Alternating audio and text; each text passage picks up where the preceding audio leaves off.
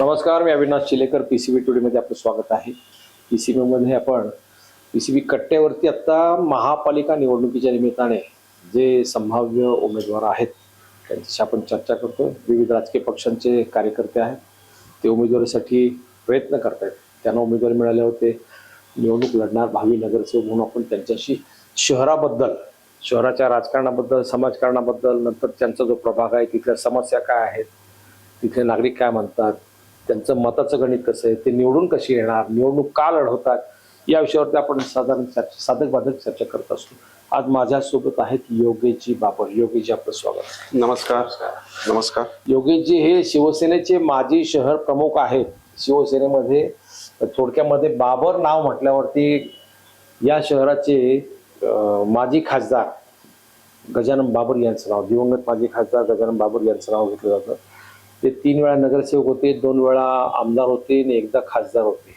त्यांच्यानंतर त्यांचे धाकटे बंधू मधुकर शेठ बाबर हे सुद्धा नगरसेवक होते, शहराचे शिवसेनेचे प्रमुख होते. त्या मधुकर बाबर यांचे, दिवंगत मधुकर बाबर यांचे चिरंजीव योगेशजी बाबर.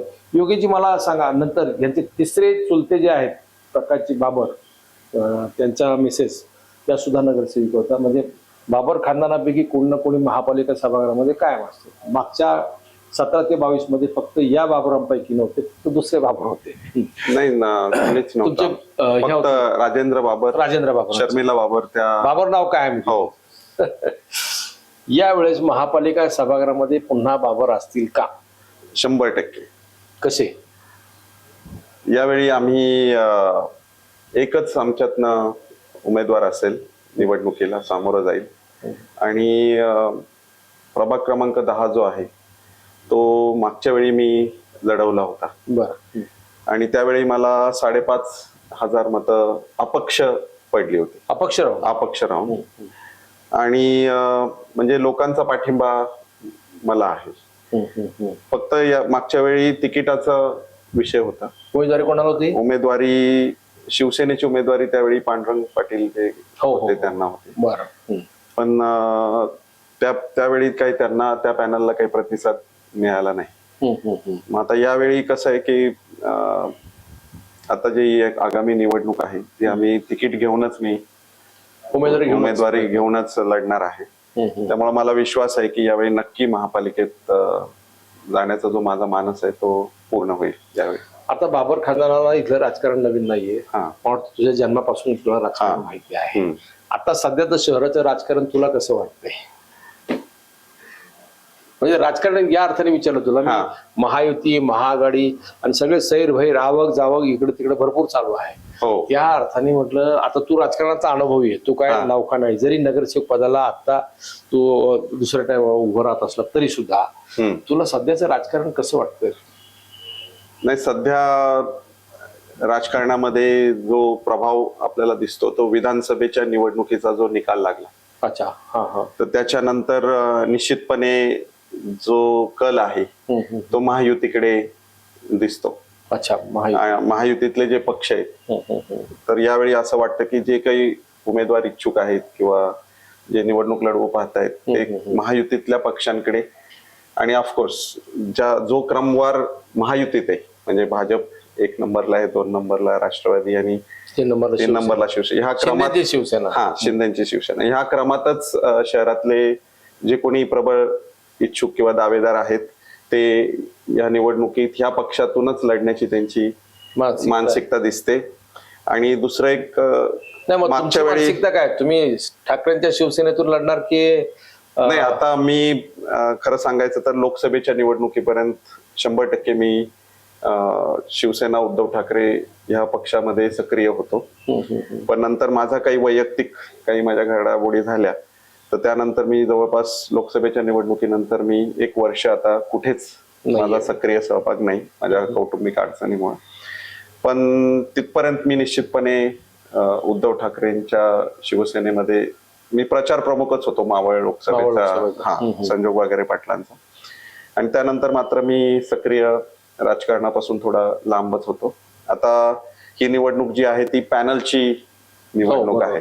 2017 साली पहिल्यांदा आपल्याकडे पॅनलने निवडणुका झाल्या, त्यामुळं सगळ्यांच्याच लक्षात आलं की पॅनल सक्षम पाहिजे. आणि चारही जे पॅनलचे 4 वॉर्ड्स आहेत, तर प्रत्येक वॉर्डातून बॅलन्स जर पॅनल झाला, प्रत्येक प्रभागातून जर रिप्रेझेंटेशन त्या पॅनलला आलं, तर तो पॅनल निश्चितपणे लढत देण्यासारखा असायला हवा, तयार होतो.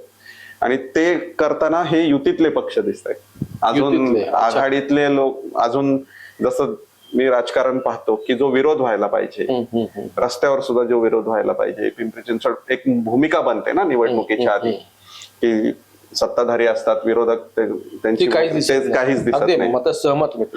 आणि त्यामुळं असं वातावरण निवडणुकीचं दिसत नाही, म्हणजे जसं आपल्याला बघायची सवय बरोबर नेहमीच. आणि युतीतच जे पक्ष आहेत त्यांच्यातच काय जे काय होईल, थोडक्यात तुला असं म्हणायचंय का, भाजप विरुद्ध अजित पवारांची राष्ट्रवादी विरुद्ध शिवसेना शिंदे असं काहीतरी, किंवा त्यांच्यात युती झाली तर त्यांच्यात आपापसात काही, आता ज्या स्थानिक स्वराज्य संस्थांच्या पण ज्या निवडणुका झाल्या नगरपालिका, त्यातही तुम्ही बघा त्यांच्यातच आपापसात जे काय होतं ते चालू होतं. अशी परिस्थिती आहे. म्हणजे महाविकास आघाडी कुठेच दिसत नाही. आणि आता उद्धव ठाकरे गटाचं बघितलं तर तुम्ही बघा, त्यांचं सगळं लक्ष मुंबईतच दिसतंय. बाहेर तर काय, ह्या निवडणुका आता सुद्धा ज्या झाल्या त्याच्यामध्ये ते कुठेच बाहेर पडताना दिसले नाहीत मुंबईत. बरोबर. त्यामुळे थोडक्यामध्ये पिंपरी चिंचवड शहरामध्ये ठाकरेंची सेना, जे म्हणजे भाऊंच्या काळात, तुमच्या थोरल्या चुलत्यांच्या म्हणजे गजानन बाबर यांच्या काळामध्ये जी शिवसेना होती ती आता आहे की नाही, का विसर्जित झाली? नाही, आता तर निश्चितपणे बघा, मोठा सेटबॅक इथं. सगळ्यात महत्वाचं पद जे होतं ते खासदार होता मावळचा. बरोबर. आणि एक पिंपरीत आम्ही एक आमदार आणू शकलो होतो, गौतमच्या. आता दोन्ही निवडणुका काय झालं की मागच्या निवडणुकीत खासदारकी राखू शकलो नाही आम्ही, उद्धव ठाकरे पक्ष. आणि दुसरं, विधानसभेच्या निवडणुकीला तिन्ही वॉर्ड हे शरद पवार राष्ट्रवादी गटाकडे गेला, त्यामुळे चिन्ह कुठे आहे शहरामध्ये? नाही ना आता तिकडे. आता विधानसभेला तर तिन्ही तुतारीच विधानसभेला तिन्ही ठिकाणी. हळूहळू त्याचं जे पकड जी होती पक्षाची, धनुष्यबाण किंवा चिन्हाची जी पकड होती, आधी किती नगरसेवक जरी असले तरी विरोधात बाबासाहेब आमदार झाले, विरोधात खासदार झाले, तर लोकांची जी मोठ्या निवडणुकात जी मान्यता होती पक्षाला, किंवा एक राज्यातला एक प्रबळ पक्ष म्हणून जे बघण्याचा दृष्टिकोन होता पिंपरी चिंचवडकरांचा सुद्धा होता. बरोबर. तर तो सुद्धा आता त्या इमेजला छेद गेला ना. त्यामुळे योगेशजी, नेमकं तुमचं शिवसेनेकडून लढणार, भाजपकडून, शिंदे शिवसेना, राष्ट्रवादी अजित पवार, काय आता आम्ही काय समजायचं? आता सध्या तरी युतीकडनं कल आहे असं तुम्ही समजू शकता. युतीकडून कल. युती म्हटल्यावर तुम्ही ठाकरेंच्या शिवसेनेतून शिंदेच्या शिवसेना असं काही युती, मी आता सध्या तरी युतीकडे कल आहे एवढंच मी आता तुम्हाला सांगू शकतो. युतीमधून निवडणूक लढवणार एवढं नक्की. म्हणजे महाविकास आघाडी तुमच्या मनात नाही. थोडक्यात ठाकरेंची शिवसेना तुम्ही सोडली. नाही, अजून जोपर्यंत घडामोडी होत नाहीत तोपर्यंत तुम्ही या बाबतीत स्पष्ट असं बोलू शकत नाही. पण निश्चितपणे आता माझ्या प्रभागाची जर परिस्थिती तुम्ही पाहिली 10ची, तर आम्ही 4 सक्षम उमेदवार. 10 प्रभाग नेमका कोणता, कसा? मला आता तो संभाजीनगर, शाहूनगर, मोरवाडी, तुमचा लालटोपी नगर, आणि हा जो भाग आहे म्हाडा, मोरवाडी, गावठाण, लालटोपी नगर, इंदिरानगर, असा सगळा, टिपू सुलतान नगर, आणि संभाजीनगर, शाहूनगर, विद्यानगर, दत्तनगर, शंकरनगर, असा हा पूर्ण प्रभाग आहे. बरोबर. यात आता जवळपास 6 ह्या नागरी वस्त्या आहेत आपल्या. आणि मोरवाडी हा गावठाणाचा भाग आहे, आणि म्हाडा जे आहे, आणि संभाजीनगर, शाहूनगर ही मध्यम वर्गीयांची वसाहत. तर असा हा संमिश्र राहणीमानाचा भाग आहे, मतदार आहे. आणि त्यामुळं, आणि तसं बघितलं तर म्हाडा, मोरवाडी वगैरे हा जो भाग आहे ह्याची संलग्नता नाही संभाजीनगर, शाहूनगरची. त्यामुळं सगळीकडनं उमेदवार येणं अपेक्षित आहे, तरच तो पॅनल सक्षम होऊ शकतो.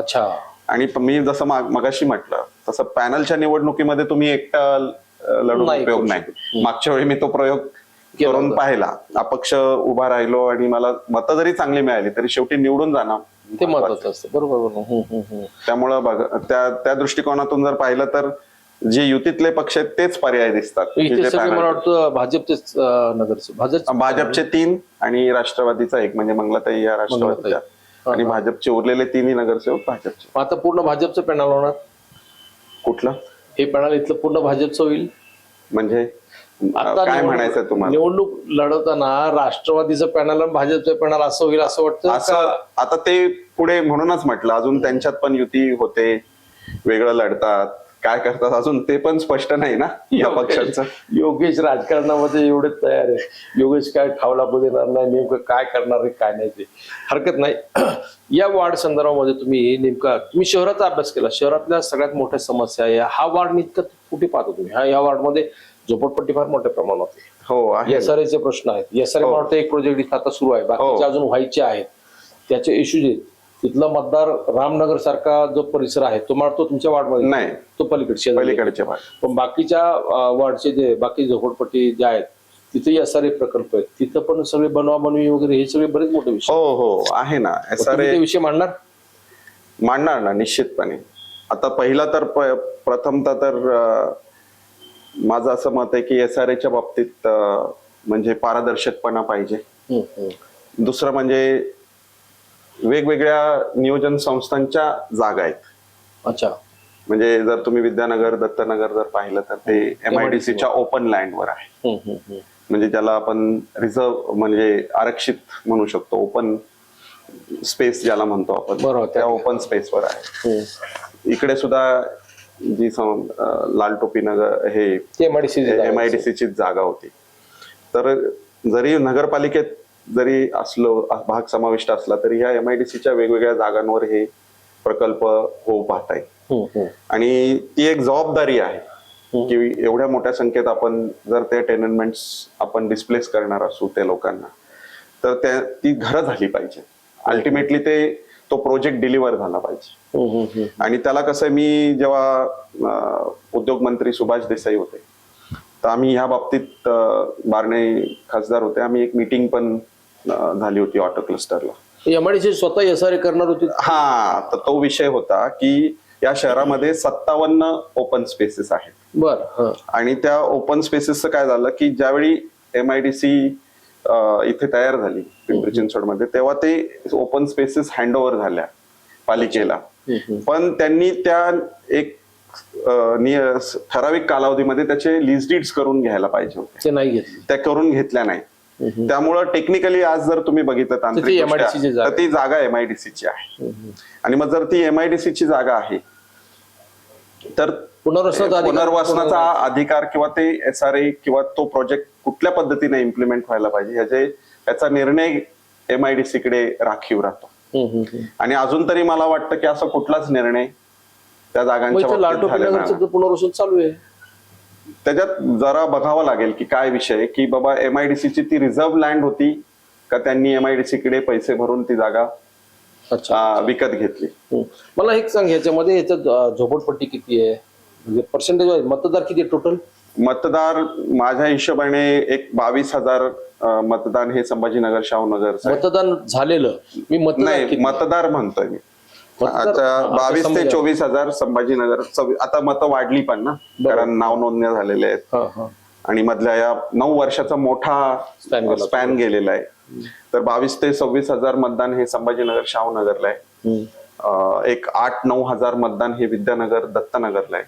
आणि उरलेला जो 14-1 हजार मतदान हे मोरवाडी म्हाडा इंद्रानगर लालचौकीनगर ह्या प्रभागात होतं. हे मागच्या वेळची परिस्थिती मी तुम्हाला सांगतोय. आणि त्यामुळं स्लमचा पण एक मोठा कॉम्पोनंट ह्याच्यात आहे. निर्णायक मतदान वसाहतींचं पण नागरी वस्तींचं पण निर्णायक मतदान या प्रभागात आहे. मागच्या वेळेस तुला जी मतं पडली होती 5,500-6 हजार जी काय पडली असतील 5,500 ती कोणत्या टापूमध्ये? नाही, असं मेनली माझा अभ्यास केलास? हो. तर कसं आहे की पूर्वी संभाजीनगर शाहूनगर ह्या भागामध्ये माझे वडील नगरसेवक होते 2002 ते 2007. त्यामुळं आमचं बराचसं काम त्या भागामध्ये आहे. म्हणजे बेस पण आहे, मंडळ आहेत, मंदिरं आहेत, हे आहे, सामाजिक काम पण आहे. तर त्या भागातून मला अधिकांश मतदान झालं. विद्यानगरला सुद्धा झालं, कारण तोही भाग आम्ही रिप्रेझेंट केलेला आहे 2 वेळा, त्यामुळे तिथून मतदान झालं. मोरवाडीला म्हाडामध्ये मला मतदान झालं, पण जो स्लमचा भाग आहे तिथे मला नाही मतदान झालं. आणि ते कसं आहे की ते त्यांचे 4-4चे पॅनल होते आणि मी एकटाच होतो, तर मी ते पूर्ण पडणं पण शक्य पॅनल असल्याशिवाय त्याचा उपयोगच नाही. याच्यामध्ये समस्या काय आहेत नेमक्या? आता हा वार्ड तर सगळा तसं डेव्हलप आहे, फक्त मला वाटतं झोपडपट्टी पुनर्वसनाचा प्रश्न सोडतो, बाकी काय इतर काय विषय आहेत तसे महापालिकेशी निगडीत आहेत ना विषय.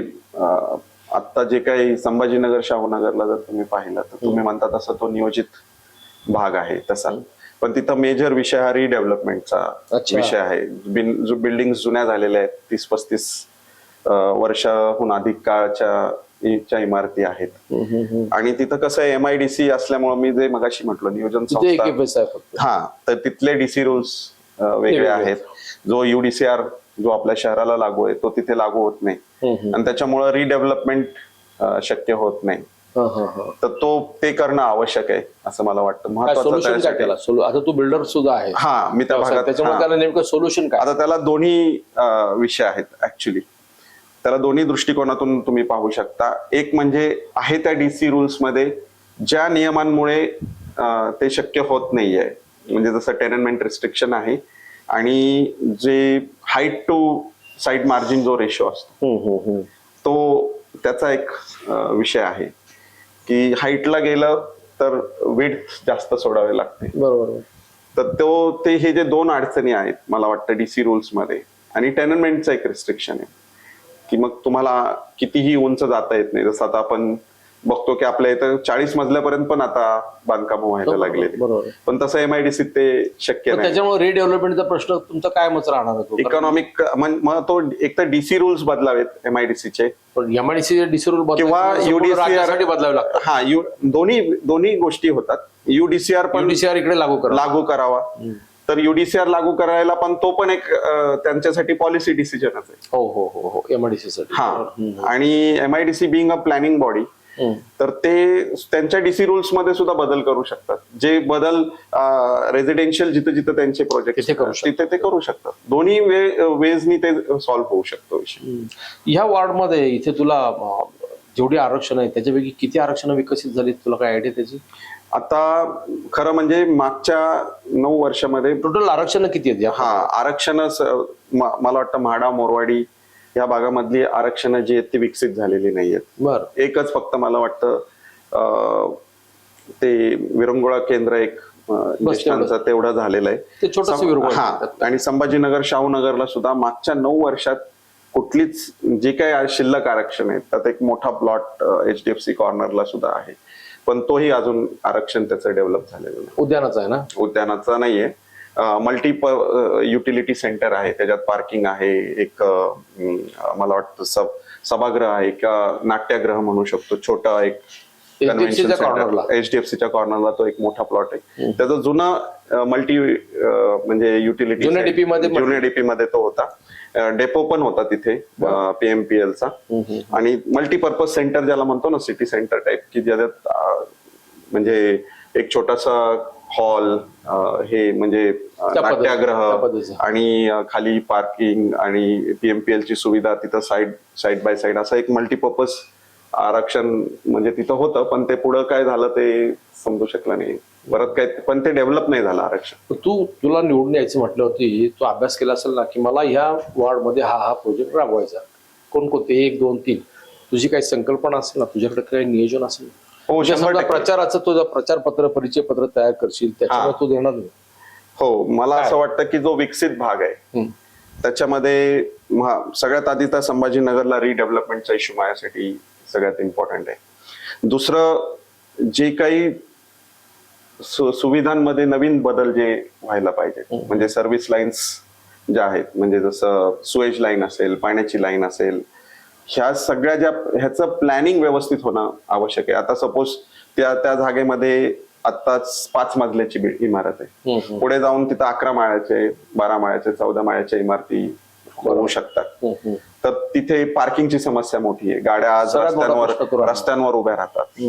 आणि आपण पाहतोय तर तो एक विषय महत्वाचा आहे. रिडेव्हलपमेंट झाला तर तो भाग परत प्लॅनिंग त्याचं आता आपण त्याला सुनियोजित म्हणतो, पण ते कुठल्या अर्थाने म्हणतो? थोडक्यामध्ये वाढमध्ये सगळ्यात महत्वाचा प्रश्न तुझ्या दृष्टिकोनातून रिडेव्हलपमेंट आहे, नियोजन आहे, SRA आहे, सगळाच रिडेव्हलपमेंट.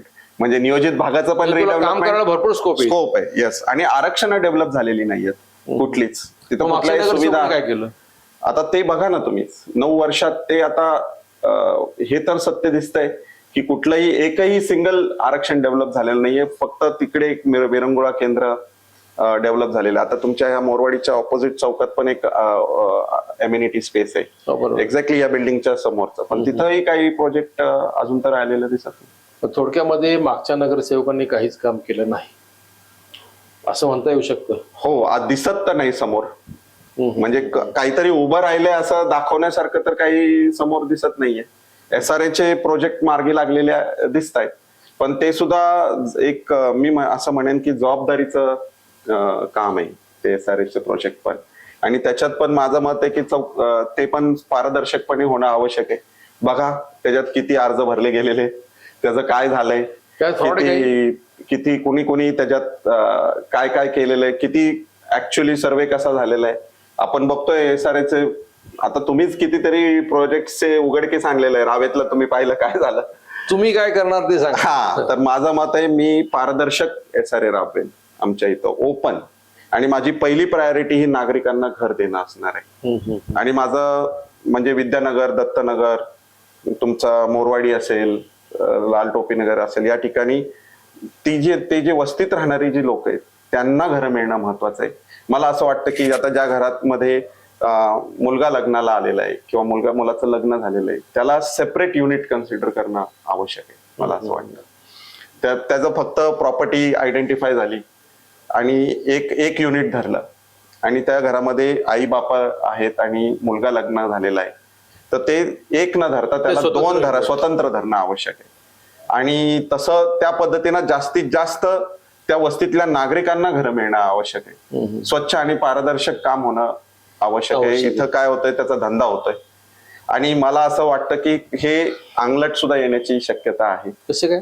कारण SRAचा आत्ताच तुम्ही बघा, मी स्वतः व्यावसायिक आहे, तुम्ही म्हटलं तसं बांधकाम व्यावसायिक. मी 1-1.5 वर्षापूर्वी जो TDRचा रेट, स्लम TDRचा जो रेट होता तो ₹2.40 मी स्वतः ₹2.35 म्हणजे 2.35 मी परचेस केलेला आहे तो TDR 1:2.35.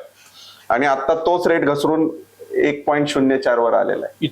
इतका खाली घसरलाय. आणि त्याच्यामध्ये कार्टेल, आता ते जेवढे हे SRAचे डेव्हलपमेंट करतायत त्यांचं कार्टेल झालेलं आहे आणि त्यांनी ठरवलंय की ते रेट अजून ह्याच्या खाली जाऊन द्यायचं नाही. जरी कोणी प्रोजेक्ट कुठलं अडचणीत आलं तर आपण सगळे मिळून तो विकत घेऊ, पण हे ह्याच्या खाली जाता कामा नये अशा पद्धतीचं कार्टेल झालं. नाही तर हा रेट 50 पैशावर पण यायला कमी येणार नाही.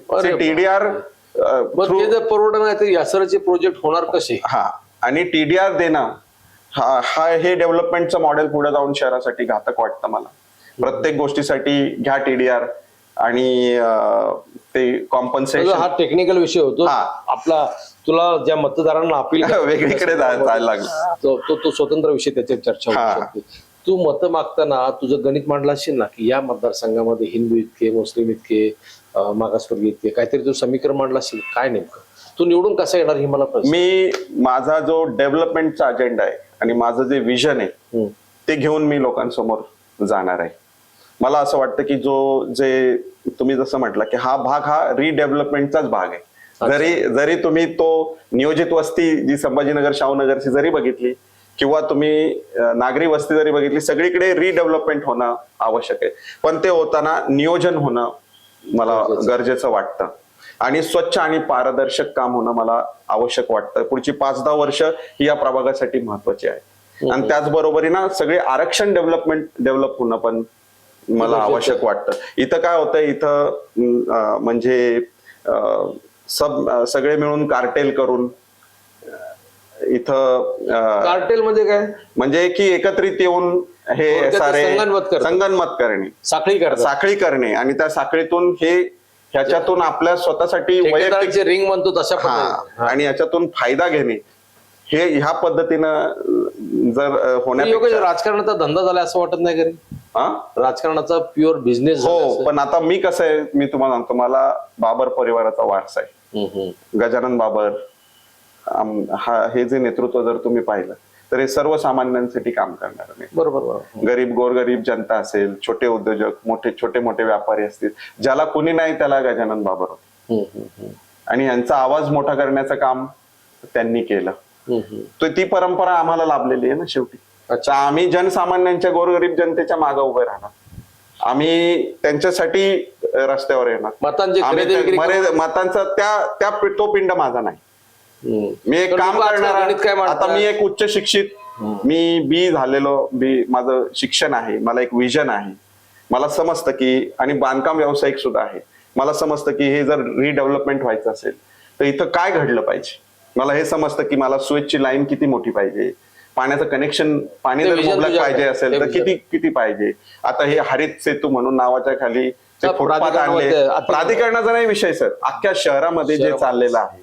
तर हे जे पुढे व्यवस्थित, मला असं वाटतं की करप्शन जेवढा मोठा प्रॉब्लेम आहे आपल्या शहराला, तसा प्लॅनिंगचा जे बोजवारा उडालेला आहे तोही एक मोठा प्रॉब्लेम आपल्या शहराला नाही. मला तो आता अत्यंत मुद्द्यावरती बोलला, करप्शन या महापालिकेमध्ये आतापर्यंत झालं नाही इतकं मोठं करप्शन भाजपच्या राजवटीमध्ये झालं. 2017 ते 22 असं सर्रास ती बातम्या आपण पाहिल्यावरती वर्तमानपत्रात लक्षात येईल. प्रशासकीय राजवटीमध्ये आणखीन त्याचा कहर झाला, अतिरेक झाला, म्हणजे ते अगदी टोक गाठलं. तुझं मत काय पडतं? माझं मत असं आहे की करप्शन तर 100% करप्शन आहेच आहे, काही प्रश्न नाहीये.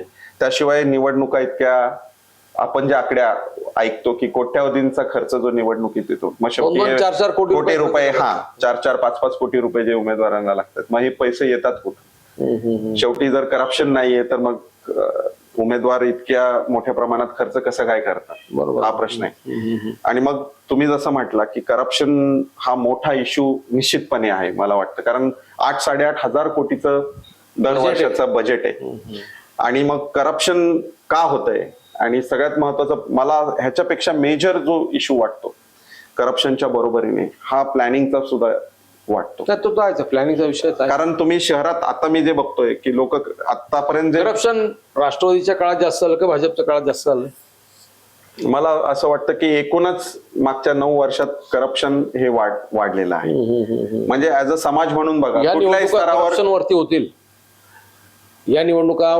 मुख्य मुद्दा प्रचाराचा करप्शन हा निश्चितपणे व्हायला पाहिजे, पण विरोधक मला कुठे दिसत नाही. ते खरं आहे, तू म्हणतोस ते बरोबर आहे. विरोधक ह्याच्यात कुठेच काय करप्शन या विषयावरती 4 शब्द बोलतात, ते काही दिसत नाही. आता जसं मी माझ्या काळामध्ये जेव्हा मी शहर अध्यक्ष होतो शिवसेनेचा, त्यावेळी मी अनेक गोष्टींवर बोट ठेवलं. जसं वेस्ट टू एनर्जीच्या विषयावर मी मांडणी केली होती की त्याच्यात कशा पद्धतीनं तो प्रोजेक्ट, म्हणजे त्याच्यात 15 वर्ष आपण जवळपास 750 कोटीचा तो प्रोजेक्ट आहे. त्याच्यात ऍक्च्युअल त्याच्यात काय करप्शन किती आहे. स्मार्ट सिटीच्या बाबतीत मी बोललो होतो. 1000 करोड रुपये, आपण 1000 करोड रुपयाचे आपल्याकडे स्मार्ट सिटीचे प्रोजेक्ट झाले. सगळ्यात महत्वाचं काय, हे मी मगाशी नियोजनाचा अभाव जे म्हणतो ना, ते ह्याच्यासाठी म्हणतो की त्या स्मार्ट सिटीच्या प्रोजेक्टच्या अंडर जे काही झालं, जसं फायबर ऑप्टिक्सचं लेईंग झालं, जवळपास 450 कोटीचं फायबर ऑप्टिक्सचं लेईंग झालं. 700 किलोमीटर. त्याचा आउटपुट काय शहरात? काय नाही, 150 किलोमीटर बंद. मग त्याचा आउटपुट काय बाबा? आपल्याकडे AI बेस्ड कॅमेरे लागले का? नाही लागले. सर्वेलन्स वाढलं का? नागरिकांची सुरक्षा वाढली का? मेडिकल फॅसिलिटीज ज्या आपण देतो त्याच्यामध्ये अद्ययावत सुविधा आल्या का हॉस्पिटल्समध्ये, किंवा व्हिडिओ कॉन्फरन्सिंगने आपण विषय सोडवतोय, किंवा बदल काय झाला? हे 450 कोटीचं जे फायबर ऑप्टिक्स लेआउट झाला, मग जे सीसीटीव्ही कॅमेरे लावले, ते 9,500 कॅमेरे लावले, मग त्यांचं काय झालं? त्यांचं कमांड अँड कंट्रोल सेंटर ते चालू आहे का? पोलिसांना त्याची मदत होते का? गाड्या आपल्याला ट्रॅक करता येतात का? सिक्युरिटी रिझन्सनी जर एखादी गाडी ट्रॅक करायची म्हटली आपण, तर ती एंड टू एंड आपण शहरात ट्रॅक करू शकतो का? आणि जर ट्रॅफिक डिसिप्लिन आपल्याला लावायचंय तर त्यासाठी त्या सीसीटीव्ही कॅमेऱ्यांचा उपयोग होतोय का? दंड आपले ऑटोमॅटिक पडतायत का? नागरिकांना ट्रॅफिक रेग्युलेट करण्यासाठी त्याचा उपयोग होतोय का? शेवटी तुम्ही ते जे खर्च करतायत ते पैसे, ते त्याचं जे शेवटचं ऑब्जेक्टिव्ह आहे ते ऑब्जेक्टिव्ह तो रिझल्ट साध्य होतो का ह्या दृष्टिकोनातून त्याच्याकडे बघितलं जात नाही. फार फार महत्वाचं आहे. योगेश बाबर यांचा इतका प्रचंड अभ्यास आहे. आता त्यांनी स्मार्ट सिटी पासून अंडरग्राऊंड केबलिंग, सीसी कॅमेरे, हे ओव्हरऑल ह्याचा सखोल अभ्यास आहे. स्मार्ट सिटीमध्ये काय आतापर्यंत गेल्या 9 वर्षामध्ये झालेला खर्च कोट्यावधी रुपये खर्च केलाय, परंतु त्याचा रिझल्ट मात्र शून्य आहे. 1,000 कोटी रुपये खर्च झाले ना स्मार्ट सिटी मध्ये. स्मार्ट सिटीमध्ये मग माझं म्हणणं हे 1,000 कोटी ते शासनाकडून 3,000 कोटी. हा, पण त्याचा रिझल्ट काय आला? काहीच नाही. काय आला? हा मग आता बीआरटी वर आपण 1,100 कोटी रुपये खर्च केले. कुठे आहे ती बीआरटी सिस्टीम? नाही. कुठं ती नॉनस्टॉप चालू आहे? खरे आता फुटपाथवर आपण आता हरित सेतूचा मगाशी विषय निघाला, अर्बन स्ट्रीट फुटपाथ 1,000 कोटी खर्च केले. तर तो कसा आहे माहितीये का? आता आपण सगळेच बाहेर जातो फिरायला. जपानला मी आता गेलो, तर तिथं कसं आहे की ते फुटपाथ जे करतात ते एकतर हे जे त्यांनी तिथे वाहनाची संख्या कमी आहे. नाही, त्याच्याही पेक्षा कसं आहे की त्याचा पर्पज जो आहे वापर होणार फुटपाथचा. तुमचा ऑब्जेक्टिव्ह काय की वापर व्हायला पाहिजे ना. मग तो फुटपाथ ज्यावेळी तो नॉनस्टॉप आपण पब्लिक ट्रान्सपोर्ट जे लोक वापरतात त्यांच्यासाठी बेसिकली फुटपाथ हा कन्सेप्ट आहे. आणि मग तो जर नॉनस्टॉप तो फुटपाथ बिना अडथळा तो बस स्टॉप पर्यंत जायला पाहिजे, बिना अडथळा तो मेट्रो पर्यंत जायला पाहिजे, बिना अडथळा तो रेल्वे स्टेशन पर्यंत जायला पाहिजे. तुकड्यात हा. आणि तुम्ही मग ते कसा त्याचा वापर होईल. मग हे जे मी म्हणतो की हे जे आपण पाहतच नाही आहोत शहरामध्ये की आपण ज्या हजारो कोटी रुपये ज्याच्यासाठी खर्च करतोय त्याचा उपयोग नागरिकांना होतो की नाही. अगदी फार महत्व. तुम्हाला काय आहे की योजना आहे, अधिकारी म्हणतो कर ऍप्लिकेशन त्या योजनेमध्ये, पैसे आण आणि इथं कॉन्ट्रॅक्टर आणि आपण सगळे मिळून ह्याचा फडशा पाडून टाकू. हा, असं या शहराचा विकास चालू आहे. फार महत्वाचं बोललेत. तुझ्यासारखे नगरसेवक महापालिका सभागृहात असले पाहिजे, जे प्रशासन बेफाम सुटलेलं आहे, जे राज्यकर्ते राजकारणाचा धंदा म्हणून तिथे निवडून येत आहेत, त्यांच्यावरती अंकुश ठेवायला असे लोकप्रतिनिधी तिथे असले पाहिजेत. अभ्यासू आहेत, म्हणजे विषय भरपूर आहेत त्याचा विषय. आता ते डस्ट उचलण्यासाठी ज्या गाड्या फिरतात रस्त्याने, सेंट्रल गव्हर्नमेंटच्या त्या स्कीम खाली त्या गाड्या आणलेल्या आहेत, काहीही उपयोग झाला नाही. त्याचा ताशी जर तुम्ही रेट काढला त्या गाड्यांचा आणि जर तुम्ही त्यापेक्षा त्या महापालिकेने जर विकत घेतल्या असत्या स्वतः, ते परवडलं असतं. नाही, सांगतो ना, इतके अभ्यासपूर्ण मांडणी करणारे नगरसेवक महापालिका सभागृहात असले पाहिजेत. ते नाही आहेत, ही सगळ्यात मोठी खंत आहे. योगेशजी, तुम्ही इथे येऊन चर्चा केली, तुमचं विजन सांगितलं, शहराबद्दलचं, तुमच्या वार्डबद्दलचं विजन सांगितलं. आणि या पुढच्या काळामध्ये मला वाटतं तुम्ही उमेदवारी पण मिळो, तुम्हाला तुम्ही निवडून येऊ, तुम्ही सभागृहात असो, तुमच्यासारखी मंडळी चांगल्या पदावरती गेलीत तर या शहराला नक्कीच चांगले दिवस येतील. या चर्चेत सहभाग घेतलात, तुमचं विजन मांडलं आमच्याकडून, त्याबद्दल खूप खूप धन्यवाद. थँक्यू.